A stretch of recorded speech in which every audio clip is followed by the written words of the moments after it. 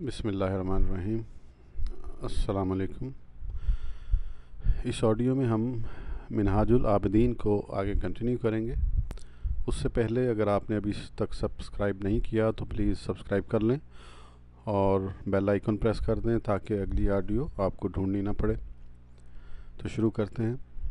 سوال: تم جس خطرے کا بار بار ذکر کرتے ہو کہ اس کی وجہ سے تفویض الامور علی اللہ ضروری ہے، آخر وہ خطرہ کیا ہے؟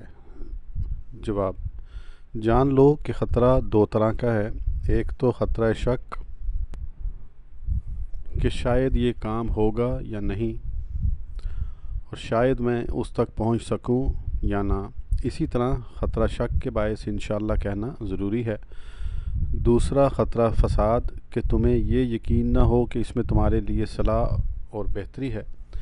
اس خطرے کی بنا پر تفویض ضروری ہے۔ پھر خطرے کی تعریف میں ائمہ کرام کی عبارات مختلف ہیں۔ بعض ائمہ کرام نے یہ تعریف کی ہے کہ خطرہ وہ شے ہے جس کے غیر میں نجات ہو اور اس کے کرنے سے ارتکاب گناہ کا امکان ہو۔ اس معنی کی روح سے ایمان، استقامت اور سنت میں کوئی خطرہ یا خدشہ نہیں، کیونکہ ان کے بغیر نجات ناممکن ہے، اور یہ بھی ظاہر ہے کہ استقامت علی الشرع کسی ارتکاب گناہ کا باعث نہیں، لہٰذا ایمان، استقامت اور سنت کا ارادہ یقیناً ہونا چاہیے۔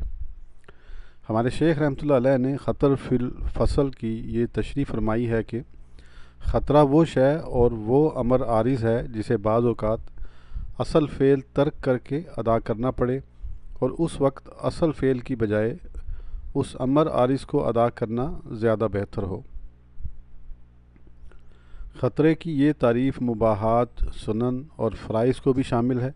اس اجمال کی تفصیل یوں سمجھو کہ ایک شخص کا وقت نماز تنگ ہو چکا ہو اور اس نے اسے ادا کرنے کا ارادہ کر لیا ہو۔ عین اس وقت وہ شخص کہیں جلتی آگ یا دریا میں گر پڑا، تو ایسی صورت میں اس کا قصد نماز کے بجائے اپنے آپ کو بچانا ضروری اور لابدی ہے۔ اس تعریف کے مطابق جب خطرے کا تعلق مباحات، سنن اور فرائض سے بھی ہو گیا تو ان کا بھی قطعی ارادہ کرنا درست نہیں، بلکہ ساتھ انشاءاللہ کہنا چاہیے۔ سوال: یہ کیسے ہو سکتا ہے کہ رب تعالیٰ بندے پر ایک کام فرض کرے اور اس کے ترک پر وعید فرمائے، پھر اس بندے کے لیے اس فعل میں کوئی بھلائی اور بہتری نہ ہو؟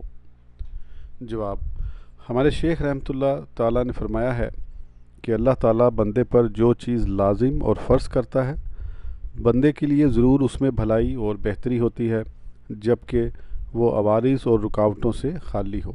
ہاں، اللہ تعالیٰ کسی لازم اور ضروری فعل میں اس طرح تنگی نہیں فرماتا کہ اس سے کسی اور طرف عدول نہ ہو سکے، اور ضرور ہر فرض اور لازم فعل میں بندے کے لیے صلاح اور بہتری مضمر ہے۔ بہت دفعہ ایسا ہوتا ہے کہ اللہ تعالیٰ کی طرف سے اس فرض اور لازم فعل سے عدول کے اسباب پیدا ہو جاتے ہیں، اور ایسے حالات میں ایک واجب کو ترک کر کے دوسرے واجب کو اختیار کرنا بہتر اور اولیٰ ہو جاتا ہے۔ جیسا کہ ہم ذکر کر رہے ہیں، ایسے اسباب کے پیش آنے پر بندہ ترک فرض پر ماخوذ نہیں ہوگا، بلکہ اجر و ثواب ملے گا۔ یہ اجر و ثواب ترک فرض سے نہیں بلکہ دوسرا واجب ادا کرنے کی وجہ سے ہے۔ اور میں نے اپنے شیخ اور امام کو کہتے سنا ہے کہ تمام فرائض جو اللہ تعالیٰ نے اپنے بندوں پر لازم کیے ہیں، جیسے نماز، روزہ، حج اور زکوٰۃ وغیرہ، ان میں یقیناً بندے کے لیے صلاح اور خیر ہے، اس لیے ان کی بجا آوری کے ارادے کے وقت انشاءاللہ کہنے کی ضرورت نہیں، بلکہ ان کا یقیناً اور قطعاً ارادہ ہونا چاہیے۔ اور ہمارے شیخ علیہ الرحمہ نے فرمایا کہ آخر کار تمام مشائخ کا اس پر اتفاق ہو چکا ہے۔ اس اعتبار سے جب فرائض و واجبات خطرہ کے حکم سے خارج ہو گئے تو صرف مباحات و نوافل ہی اس محل خطرہ میں رہے۔ ہماری یہ بحث اس باب میں مشکل ترین بحث ہے۔ وباللہ التوفیق۔ سوال: کیا اپنے جملہ امور کو خوالہ خدا کرنے والا ہلاکت اور فساد وغیرہ امور سے مامون و محفوظ ہو جاتا ہے، حالانکہ دنیا دار المصائب و العلام ہے؟ جواب: اغلب یہی ہے کہ ایسا شخص ان خطرات سے محفوظ رہتا ہے، ہاں نادر اور قلیل طور پر کبھی اس کے خلاف بھی ہو جاتا ہے، جس سے وہ خذلان و ابتری میں مبتلا ہو جاتا ہے اور درجہ تفویض سے گر جاتا ہے۔ شیخ ابو عمر ورحمۃ اللہ علیہ نے یوں ہی فرمایا ہے اور کہا گیا ہے کہ ایسے شخص کو ان امور میں جو اس نے حوالہ خدا کیے ہوئے ہیں بھلائی اور درستی ہی پیش آتی ہے، نادر طور پر بھی وہ ذلت و رسوائی وغیرہ میں مبتلا نہیں ہوتا۔ ہمارے شیخ رحمہ اللہ تعالیٰ کے نزدیک یہ قول زیادہ پسند ہے، اس لیے کہ اگر تفویض کے ذریعے مہالک اور مفاسد سے محفوظ رہنے کی امید نہ ہو تو تفویض یعنی اپنے امور کو حوالہ خدا کرنے سے فائدہ ہی کیا۔ سوال: کیا خدا تعالیٰ پر واجب ہے کہ مفوض کے لیے افضل چیز ہی مہیا کرے؟ جواب: یہ امر متفق علیہ ہے کہ باری تعالیٰ پر کسی شے کا ایجاب محال اور ناممکن ہے، اور بندوں کے لیے اللہ تعالیٰ پر کوئی شے واجب اور لازم نہیں۔ کبھی ایسا ہوتا ہے کہ اللہ تعالیٰ بتقاضائے حکمت ایسی چیز مقدر کر دیتا ہے جو حقیقت میں بہتر اور اصلح ہوتی ہے، مگر بظاہر بندے کی نظر میں وہ افضل اور اعلیٰ نہیں ہوتی۔ دیکھیے نبی کریم صلی اللہ تعالیٰ علیہ وسلم اور آپ کے صحابہ کبار کے لیے لیلۃ التعریس میں دن چڑھ آنے تک نیند مقرر کر دی، یہاں تک کہ آپ کی اور صحابہ کرام کی رات کی نماز تہجد اور نماز فجر فوت ہو گئی، حالانکہ نیند کے بجائے نماز کی ادائیگی افضل اور بہتر تھی۔ اسی طرح بسا اوقات اللہ تعالیٰ ایک بندے کے لیے دولت اور نعمت مقرر کر دیتا ہے، حالانکہ در حقیقت فقر اس کے حق میں افضل ہوتا ہے۔ اسی طرح بسا اوقات رب تعالیٰ بندے کے لیے بیویاں اور اولاد مقرر کر دیتا ہے، حالانکہ در حقیقت اس کے لیے ذکر الہی اور عبادت زیادہ بہتر اور افضل ہوتے ہیں۔ اس کی مثال یوں سمجھو کہ ایک حاذق اور خیر خواہ طبیب مریض کے لیے جو کا پانی پسند کرتا ہے، اگرچہ مریض گنے کا نچوڑ اور اس کا پانی افضل اور عمدہ خیال کرتا ہو، کیونکہ اس طبیب کو معلوم ہے کہ مریض کی اسی میں اصلاح ہے اور بندے کا مقصود بھی تو ہلاکت سے نجات ہے۔ فساد و ہلاکت کے ساتھ ساتھ محض ظاہری فضل و شرف اور اچھائی حاصل کرنا مقصود نہیں ہوتا۔ سوال: کیا مفوض اپنے جملہ امور حوالہ خدا کرنے والا تفویض کے باوجود بھی مختار متصور ہوگا؟ جواب: علماء اہل سنت کے نزدیک صحیح یہی ہے کہ تفویض سے اس کا اختیار باطل اور زائل نہیں ہوتا، بلکہ وہ مختار ہی شمار ہوگا۔ تیسرا عارضہ قضاء اور اس کے مختلف اقسام کا انسان پر وارد ہونا ہے۔ اس کا علاج صرف یہ ہے کہ انسان قضاء الہی پر راضی ہو جائے۔ اس لیے تم پر دو وجہ سے قضاء الہی پر راضی ہونا ضروری ہے۔ اول، عبادت کے لیے فراغت، اور یہ فراغت یوں حاصل ہوگی کہ اگر تم قضاء الہی پر راضی نہ ہو تو تمہارا قلب ہمیشہ مغموم اور مشغول رہے گا کہ یہ بات اس طرح کیوں ہوئی ہے اور یہ کام اس طرح کیوں ہو۔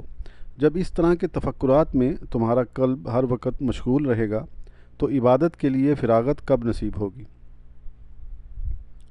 اس لیے کہ تمہارے پہلو میں دل تو صرف ایک ہی ہے اور اسے تم نے تفکرات و وساوس سے بھر دیا ہوا ہے۔ جب تمہارے دل کے تمام گوشے دنیاوی خیالات سے پر ہوں گے تو یاد خدا، اس کی عبادت اور فکر آخرت کے لیے کون سا گوشہ ہے جو خالی ہوگا؟ حضرت شقیق بلخی رحمۃ اللہ علیہ نے کیا خوب فرمایا ہے: تمہاری گزشتہ واقعات پر حسرت اور آئندہ کی تدبیر کے خیالات نے اس موجودہ ساعت کی برکت کو تباہ کر دیا ہے۔ قضاء الہی پر راضی ہونے کی دوسری وجہ: قضاء الہی پر اظہار ناراضی سے غضب خداوندی کا خطرہ ہے۔ روایات اور اخبار میں مذکور ہے کہ کسی نبی نے اپنی کسی تکلیف کا رب تعالیٰ کے دربار میں شکوہ کیا تو رب تعالیٰ کی طرف سے وحی آئی کہ کیا تو میرا شکوہ کرتا ہے حالانکہ میں مذمت اور شکوے کا مستحق نہیں ہوں؟ کیا تو ایسی نامناسب بات کا اظہار کر رہا ہے؟ تو میری قضا پر ناراضگی کا اظہار کیوں کر رہا ہے؟ کیا تو یہ چاہتا ہے کہ میں تیری خاطر دنیا بدل دوں یا تیری خاطر لوح محفوظ میں تبدیلی کروں اور ایسی چیز تیرے واسطے مقدر کروں جسے تو چاہے اگرچہ میں اس کو نہ چاہوں؟ اور ایسی چیز تیرے لیے مہیا کروں جو تجھے پسند ہو مجھے پسند نہ ہو۔ مجھے اپنی عزت و جلال کی قسم، اگر تیرے سینے میں آئندہ کبھی اس قسم کا خطرہ اور وسوسہ گزرا تو میں ضرور تجھ سے نبوت کا مقدس لباس اتار لوں گا اور تجھے نار دوزخ میں ڈال دوں گا، اور مجھے کوئی پرواہ نہیں۔ میں کہتا ہوں عقل مند شخص کو گوش ہوش سے سننا چاہیے کہ رب تعالیٰ کس طرح اپنے نبیوں اور برگزیدہ بندوں سے ایسی گفتگو فرما کر ڈانٹ رہا ہے جب وہ اپنے برگزیدہ اور پاک بندوں کو ایسے کلمات کہہ سکتا ہے تو غیر انبیاء کے ساتھ بطریق اولا ایسی گفتگو کر سکتا ہے۔ پھر رب تعالیٰ کا یہ ارشاد بہت قابل غور ہے کہ اگر تیرے دل میں دوبارہ اس قسم کا خیال آیا تو تیری نبوت چھین لی جائے گی۔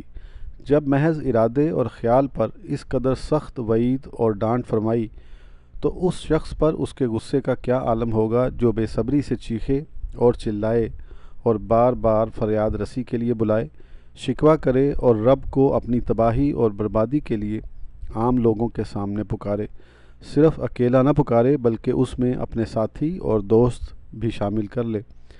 پھر یہ اس کو ڈانٹ ہے جس نے ساری عمر میں صرف ایک بار شکوہ کیا، تو جس کی ساری عمر ہی رب تعالیٰ کے شکووں اور شکایتوں میں گزری ہو اس کا کیا انجام ہوگا۔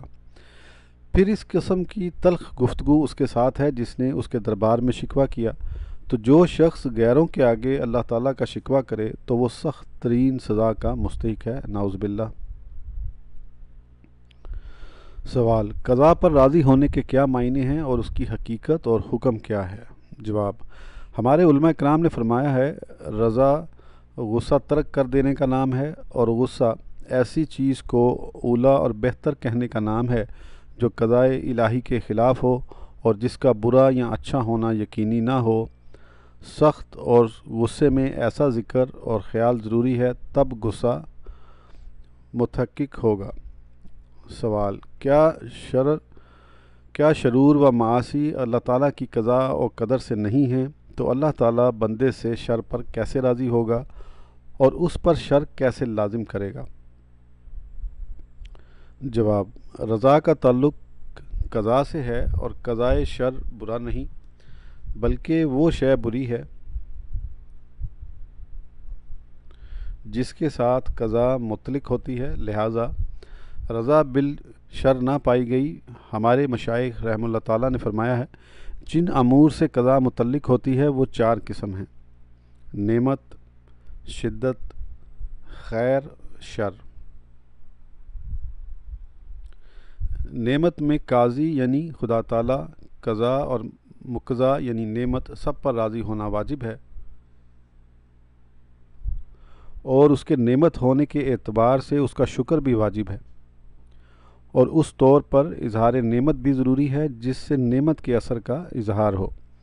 شدت یعنی مصیبت اور تکلیف، اس میں بھی قاضی یعنی اللہ تعالیٰ، اس کی قضا اور مقضا یعنی اس مصیبت اور تکلیف تینوں پر راضی ہونا ضروری اور لازمی ہے، اور اس کے سختی اور تکلیف ہونے کے اعتبار سے اس پر صبر بھی واجب ہے۔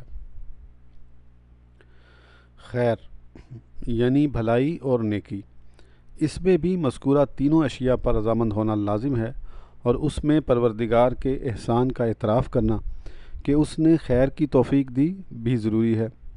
شر یعنی برائی، اس میں بھی قاضی یعنی خدا اور قضا اور مقضی یعنی اس برائی پر اس اعتبار سے کہ اس کے ساتھ اللہ تعالیٰ کی قضا کا تعلق ہے رضامند ہونا ضروری ہے۔ ہاں، اس اعتبار سے اس کے ساتھ رضا کا تعلق نہیں ہو سکتا کہ وہ شر اور برائی ہے، اور اس شر کا فیصلہ شدہ اور قضا شدہ ہونا اصل میں اللہ تعالیٰ کے قاضی ہونے اور اس کی قضا کی جانب ہی رجوع کرتا ہے۔ اس کو یوں سمجھو کہ تم مثلاً کسی برے مذہب پر رضا کا اظہار کرو اس اعتبار سے کہ مجھے اس کا علم اور اس کی پہچان ہو جائے، نہ اس اعتبار سے کہ وہ تمہارا مذہب ہو جائے، تو اس مذہب کا معلوم ہونا دراصل تمہارے علم کی طرف ہی رجوع کرتا ہے، تو رضا اور محبت در حقیقت اس مذہب باطل سے نہیں بلکہ اس کے علم کے ساتھ ہے۔ اس طرح یہاں شر پر رضامند ہونے کا مطلب اس کی برائی پر رضامند ہونا نہیں بلکہ اس پر رضامند ہونا ہے کہ یہ بھی خدا تعالیٰ کے مقدر کرنے سے ہے۔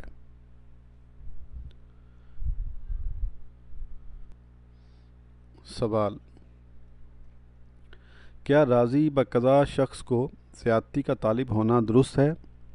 جواب: ہاں، اس نیت سے کہ میرے لیے صلاح اور خیر میں اضافہ ہو، زیادہ کا طالب ہونا درست ہے، اور یہ رضا بالقضا کے خلاف نہیں، کیونکہ اس نیت کے ساتھ زیادتی کا طالب ہونا اس امر کی دلیل ہے کہ وہ اس پر کلی طور سے راضی ہے۔ انسان اسی وقت زیادتی کا طالب ہوتا ہے جب وہ اس پر خوش ہو، لہٰذا وہ زیادہ کا طالب ہو سکتا ہے۔ حضور نبی کریم صلی اللہ تعالیٰ علیہ وآلہ وسلم کی عادت مبارکہ تھی کہ جب آپ کے سامنے دودھ پیش کیا جاتا تو فرماتے، ترجمہ: اے اللہ، ہمیں اس میں برکت دے اور اس میں اضافہ فرما، اور اگر کوئی اور شے پیش ہوتی تو فرماتے، ہمارے لیے اس سے بہتر میں اضافہ فرما۔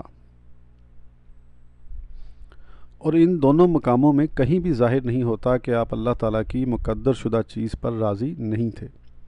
سوال: نبی کریم صلی اللہ علیہ وآلہ وسلم سے یہ تو منقول نہیں کہ بانیت خیر و صلاح زیادتی چاہے جیسا کہ آپ نے کہا ہے۔ جواب: اس طرح کے امور کا تعلق قلب سے ہوتا ہے، اس لیے عموماً انہیں زبان پر نہیں لایا جاتا، مگر وہ مراد ضرور ہوتے ہیں۔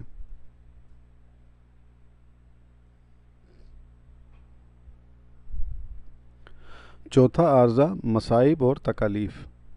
ان میں کامیابی کی واحد صورت صبر ہے، اس لیے ایسے تمام مقامات پر صبر بہت ضروری ہے، اور یہ دو وجہ سے ضروری ہے: تاکہ انسان عبادت تک پہنچ سکے اور اپنا مقصود حاصل کر سکے، اس لیے کہ عبادت کا دار و مدار صبر اور مشقت برداشت کرنے پر ہے۔ تو جو شخص صابر نہیں ہوگا، اس سے فی الحقیقت کوئی نیکی انجام کو نہیں پہنچ سکتی۔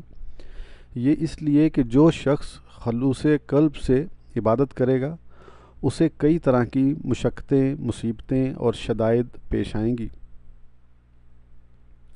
ایک تو اس بنا پر کہ ایسی کوئی عبادت نہیں جس میں مشقت نہ ہو، کیونکہ جب تک خواہش کا کلا کما اور نفس پر سختی نہ کی جائے، عبادت کا کوئی فعل صادر نہیں ہو سکتا، اس لیے کہ خواہش اور نفس دونوں انسان کو عبادت سے روکتے ہیں، اور نفس اور خواہش پر قابو پانا انسان کے لیے مشکل ترین امر ہے۔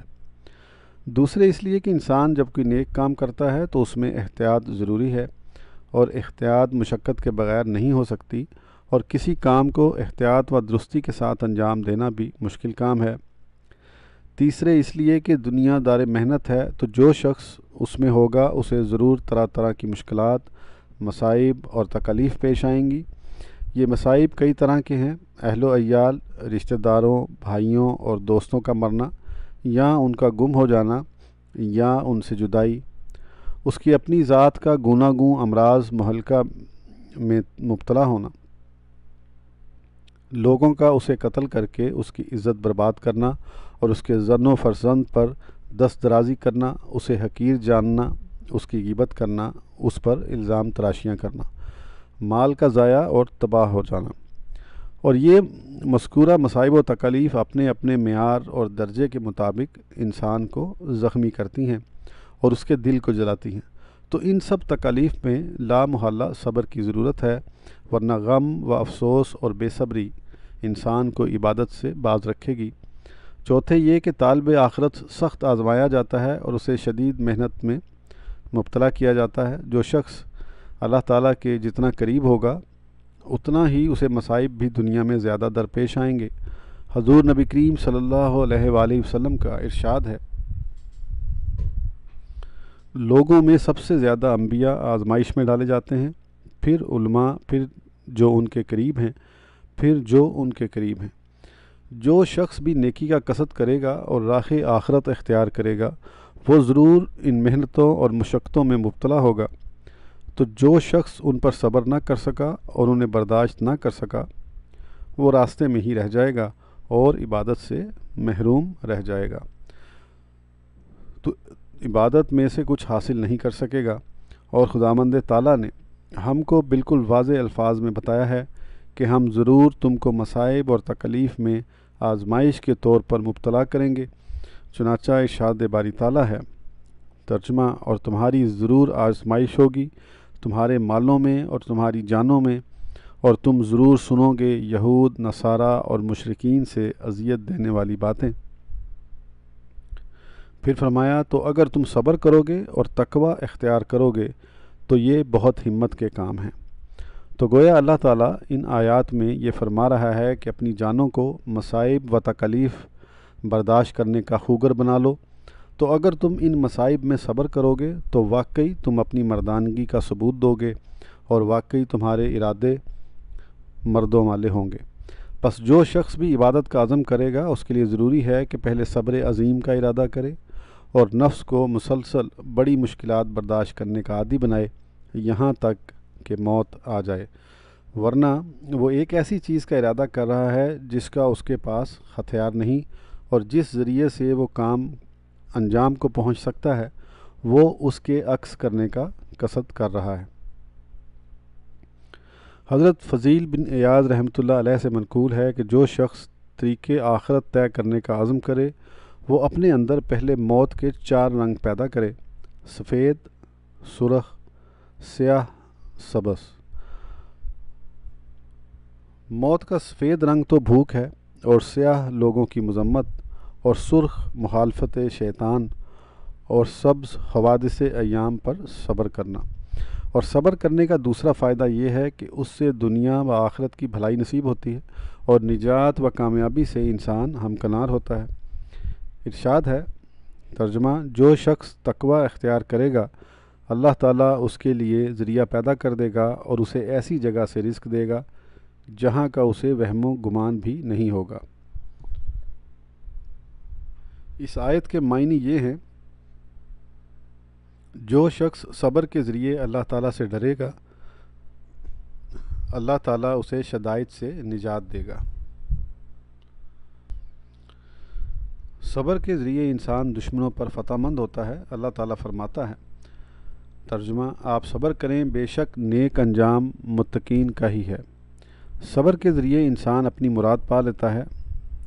قال اللہ تعالیٰ، ترجمہ: اللہ تعالیٰ کے نیک کلمات بنی اسرائیل پر ان کی صبر کی وجہ سے پورے ہوئے۔ کہا گیا ہے کہ جب یعقوب علیہ السلام نے فراق کے غم و اندوہ کا تذکرہ یوسف علیہ السلام کو لکھا تو یوسف علیہ السلام نے جواب میں لکھا، آپ کے آباء و اجداد نے صبر کیا تو کامیاب ہوئے، آپ بھی صبر کریں جیسا انہوں نے کیا تو آپ بھی کامیاب ہوں گے جیسے وہ ہوئے۔ یہ 2 شعر بھی اسی سلسلے میں کہے گئے ہیں۔ مایوس ہرگز نہ ہو اگرچہ تجھے گزارش کرتے ہوئے عرصہ دراز گزر جائے، جبکہ تو نے صبر سے استعانت لی ہو، کیونکہ آخر تو ضرور وسعت و کشادگی سے ہمکنار ہوگا۔ صابر شخص کتنی بلند اخلاقی کا مظاہرہ کرتا ہے یہاں تک کہ وہ اپنے مقصد اور حاجت کو پا لیتا ہے۔ اسی طرح درگاہ ایزدی کو مسلسل دستک دینے والا یہاں تک کہ اس کی مرادوں کا دروازہ کھل جاتا ہے۔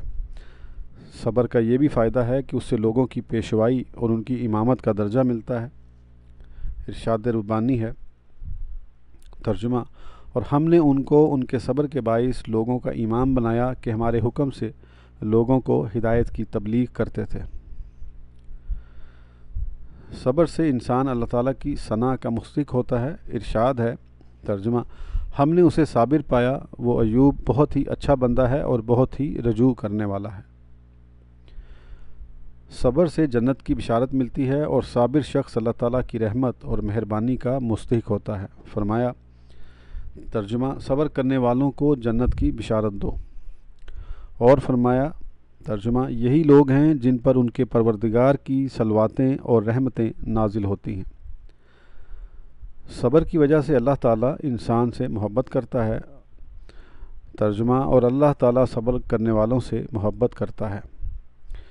صبر کے ذریعے جنت میں درجات عالیہ عطا ہوں گے۔ ارشاد ہوتا ہے، ترجمہ: ان لوگوں کو صبر کے صلے میں جنت کے اندر بالا خانے عنایت ہوں گے۔ صبر کے طفیل انسان اللہ تعالیٰ کی طرف سے کرامت اور عزت کا مستحق ہوتا ہے۔ قال اللہ تعالیٰ، ترجمہ: تمہارے صبر کرنے کے صلے میں تمہارے رب کا تم کو سلام۔ صبر کے باعث بندے کو آخرت میں بے حساب و بے شمار ثواب عطا ہوگا جو لوگوں کے وہم و گمان سے بہت ہی بالا تر ہوگا۔ قال اللہ تعالیٰ، ترجمہ: صبر کرنے والوں کو بے حساب ثواب ملے گا۔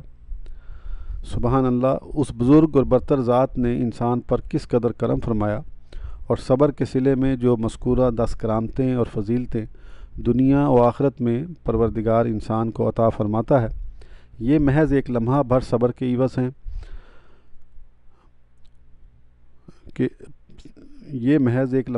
صبر کے عوض میں تو تم پر واضح ہو گیا کہ دنیا و آخرت کی خیر اور بھلائی صبر میں مضمر ہے۔ نبی کریم صلی اللہ تعالیٰ علیہ وآلہ وسلم کا ارشاد گرامی ہے: صبر جیسی کشادہ اور وسیع بھلائی اور خیر اور کوئی انسان کو عطا نہیں کی گئی۔ حضرت عمر فاروق رضی اللہ عنہ سے مروی ہے، آپ فرماتے ہیں: مومنین کی ہر قسم کی بھلائی ایک لمحہ بھر کے صبر میں ہے۔ ایک شاعر نے اس مضمون کو ذیل کے اشعار میں بہت اعلیٰ پیرایہ میں ادا کیا ہے: صبر ہر امید کی چابی ہے اور ہر بھلائی صبر ہی سے حاصل ہو سکتی ہے۔ تم صبر کرو اگرچہ صبر میں عرصہ دراز گزر جائے، کیونکہ بہت دفعہ ایسا ہوتا ہے کہ ایک دشوار شے آخر کو ممکن ہو جاتی ہے، اور بہت دفعہ صبر سے ایسے امور پر کامیابی حاصل کر لی گئی ہے جن کے متعلق یہ کہا جاتا تھا کہ ان کا ہونا بہت مشکل ہے۔ ایک شاعر اسی مضمون کو یوں ادا کرتا ہے: میں صبر کرتا ہوں اور صبر میری عادت ہو چکا ہے، اور تمہارے لیے صبر کی فضیلت میں یہی کافی ہے کہ خدا تعالیٰ نے صبر کی تعریف کی ہے۔ میں صبر پر قائم رہوں گا یہاں تک کہ اللہ تعالیٰ ہمارے درمیان فیصلہ فرما دے، یا آسانی کا یا تنگی کا۔ جب تم معلوم کر چکے کہ صبر کے یہ فضائل ہیں تو تم پر لازم ہے کہ اس نفیس اور عمدہ خصلت کو اپنے میں پیدا کرو اور اس کے حصول کے لیے پوری جد و جہد کرو۔ اس خصلت کے حاصل ہو جانے پر ضرور تم کامیاب لوگوں میں سے ہو جاؤ گے، اور اللہ تعالیٰ ہی توفیق کا مالک ہے۔ سوال: صبر کی حقیقت اور اس کا حکم بیان کیجیے۔ جواب: لغت میں صبر کے معنی روکنے کے ہیں، جیسے کہ قرآن میں یہ لفظ روکنے کے معنی میں استعمال ہوا ہے۔ قال اللہ تعالیٰ: اپنی ذات کو ان لوگوں کے ساتھ روکے رکھیے جو دن رات رب کی یاد میں مشغول رہتے ہیں، اور اللہ تعالیٰ کو بھی صابر اس سے کہا جاتا ہے کہ وہ مجرمین سے عذاب روکے رکھتا ہے اور جلدی ان پر عذاب نازل نہیں کرتا۔ اور اصطلاحاً صبر دل کی کوششوں میں سے ایک کوشش کا نام ہے، کیونکہ صبر نفس کو جزا سے روکنے کا نام ہے، اور جزا کی علماء نے یہ تعریف کی ہے: تکلیف کے وقت اپنی پریشانی اور اضطراب کا ذکر کرنا۔ اور بعض نے جزا کے یہ معنی کیے ہیں کہ اپنے زور سے تنگی سے نکلنے کا قصد کرنا، اور صبر اس جزا کے ترک کا نام ہے۔ صبر کس طرح پیدا کیا جائے؟ اس کا طریقہ یہ ہے کہ آدمی شدت اور اس کے وقت کو یاد کرے اور یہ خیال کرے کہ نہ تو میری بے صبری سے اس میں اضافہ ہوگا اور نہ کمی، اور نہ اس میں تقدیم ہوگی اور نہ تاخیر، تو پھر جزا اور بے صبری سے کیا فائدہ، بلکہ اس میں بجائے فائدے کے نقصان اور خطرہ ہے۔ اور اپنے اندر صبر کا وصف پیدا کرنے کی سب سے اعلیٰ چیز یہ ہے کہ آدمی صبر کر کے اس عوض کا تصور کرے جس کا پروردگار نے وعدہ فرمایا ہے۔ وباللہ التوفیق۔